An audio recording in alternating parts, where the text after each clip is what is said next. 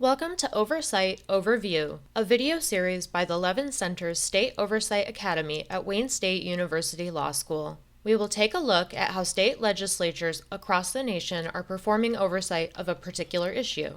Today, we will be examining Medicaid Oversight Committees. In this video, we will focus on 4 states: Iowa, Louisiana, North Carolina, and Ohio. Let's start in Iowa. The Iowa Joint Health Policy Oversight Committee has met at least once a year since 2015 and last met on December 9, 2022. Their stated purpose is to provide continuing oversight for Medicaid managed care, ensure effective and efficient administration of the program, address stakeholder concerns, monitor program costs and expenditures, and make recommendations to the General Assembly. They do this by taking testimony from the Department of Health and Human Services, Department of Human Rights, and Legislative Services Agency at most hearings. Links to meeting schedules, agendas, and minutes, as well as committee documents, are available on its website, and links and other information on all committees discussed in this video will be available in an accompanying document on the State Oversight Academy website, stateoversight.org. Next, let's take a trip down south to Louisiana and check in with the Joint Medicaid Oversight Committee. Established in 2020 by House Concurrent Resolution 6, the committee's jurisdiction is well defined. You can find it in full on the State Legislature Oversight Wiki, but here are the highlights. The committee shall monitor, review, and make recommendations relevant to all aspects of the state Medicaid program on a continuing basis, recommend policies and strategies to improve healthy living and help Medicaid recipients stay in the workforce, review the compliance of the Louisiana Department of Health with all applicable laws and regulations, plan, advertise, organize, and conduct forums, conferences, and other meetings in which representatives of state agencies and other individuals with expertise in the state Medicaid program may participate to increase knowledge and understanding of and to develop and propose improvements to the state Medicaid program. In terms of oversight authority, the Special Joint Committee may call upon the staffs of any department, agency, or official of the state, particularly those of the Louisiana Department of Health or its successor, for data and assistance, and all departments, agencies, and officials shall cooperate, and the Special Joint Committee shall have the power and authority of a standing committee of either house to hold hearings, to require the production of books and records, and to do all other things necessary to discharge its duties. Medicaid consumes an especially large portion of Louisiana's state budget, almost 50%. Representative Rick Edmonds, who now chairs the committee, sponsored the measure to establish it so that the 12 legislators of the committee would be able to learn the complexities of the program and improve oversight. The committee has made news in the past for its hearings. In September 2021, it held tense oversight hearings about nursing home evacuation plans, taking testimony from an attorney from the Department of Health. Over 800 residents from 7 nursing homes that were believed to be in the path of Hurricane Ida were evacuated and sent to warehouses, with only mattresses on the floor. The mattresses flooded with up to 8 inches of water and several patients died. The Department of Health was sued, and the nursing homes' licenses were revoked. As a result of the committee's oversight, laws regarding emergency preparedness plans for nursing homes in parishes that are most often affected by hurricanes were strengthened. The committee's membership is available on its website. Going east to North Carolina, let's check in with its Joint Legislative Oversight Committee on Medicaid and North Carolina healthcare.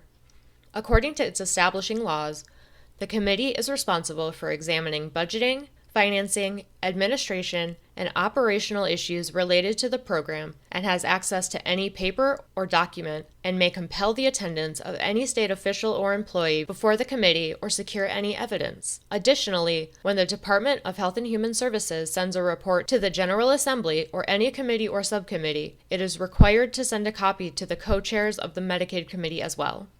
The committee last met on October 11, 2022, when they heard updates on the status of the Medicaid program from several DHHS officials. They have received several reports from DHHS this session. Membership, bills in committee, reports to the General Assembly, reports to the committee, meeting agendas and presentations, and subcommittee information are available on the committee's website. In November 2021, North Carolina also established a joint legislative committee on access to healthcare and Medicaid expansion to consider various ways in which access to healthcare and health insurance can be improved for North Carolinians. The committee met 6 times in 2020, hearing testimony from the National Conference of State Legislatures, North Carolina Rural Health Research Program, North Carolina Department of Health and Human Services, North Carolina's General Assembly Fiscal Research Division, the National Academy for State Health Policy, the Cherokee Indian Hospital Authority, researchers from the Brookings Institution, the University of North Carolina and George Mason University, and professional associations of nurses and nurse practitioners, physicians, anesthesiologists, and midwives. These hearings led to the passage of HB 76, the Access to Healthcare Options, which, according to the North Carolina Institute of Medicine, expanded Medicaid eligibility to more than 600,000 citizens. Meeting agendas and presentations are available on the committee's website.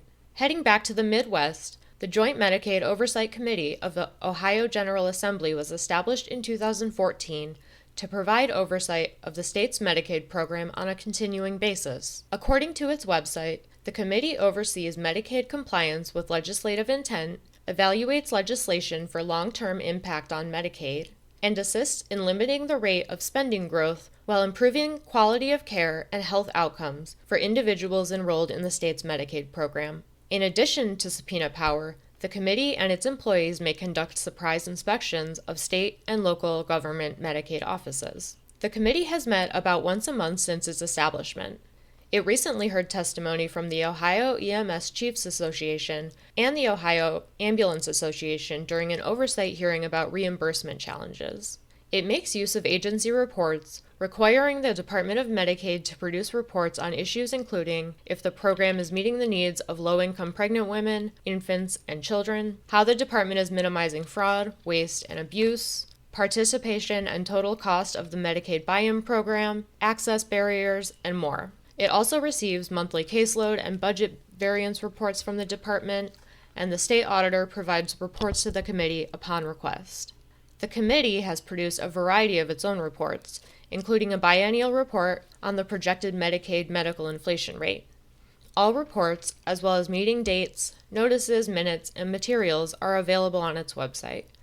Of the 4 committees we have visited today, it is certainly the most active, but it is also the only one in a state with a full-time legislature. We'll be back soon for another oversight overview, but until then, we're going to head back to the Levin Center in Detroit.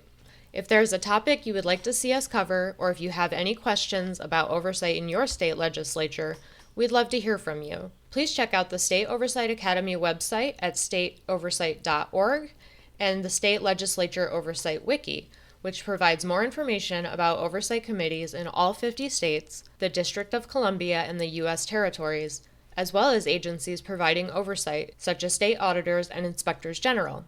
Our contact information is also available in the accompanying document. Thanks for joining us. We'll see you soon.